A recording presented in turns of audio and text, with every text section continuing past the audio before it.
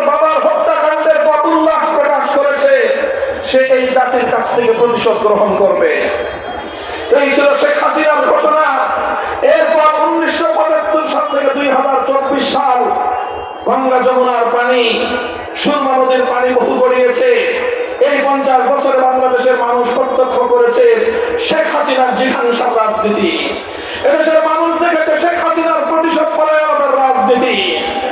সে প্রতিশোধ গ্রহণ করতে গিয়ে বাংলাদেশটাকে ধ্বংস করার সকল নীল লক্ষ্য বাস্তবায়ন করেছে। সে এদেশের মানুষের রাজনৈতিক অধিকার হরণ করেছে, এদেশের মানুষের ভোটাধিকার হরণ করেছে, এদেশের মানুষের ভোটের অধিকার কেড়ে নিয়েছে। লক্ষ লক্ষ কোটি টাকা পাচার করে বাংলাদেশটাকে একটি তলাবিহীন ঝুড়িতে পরিণত করেছে। দেশের জাতিসত্তাকে হত্যা করে, দেশটাকে বিভক্ত করে বাংলাদেশটাকে চিরদিনের জন্য দিল্লির গোলামে পরিণত করার বন্দোবস্ত করেছে।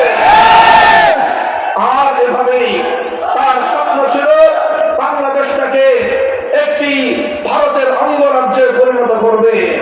এজন্যই সে ভারতে গিয়ে তৃণমূলের মুখ্যমন্ত্রী সেজে এসে বাংলাদেশের স্বাধীনতার মুখে চাপাটাঘাত করতে দ্বিধা করে নাই। সংগ্রামী সাথী ও বন্ধুগণ, এরপরে সে করেছে বিভাজনের রাজনীতি। সেই ব্রিটিশ বেনিয়াদের কূটকৌশল, ডিভাইড অ্যান্ড রুল।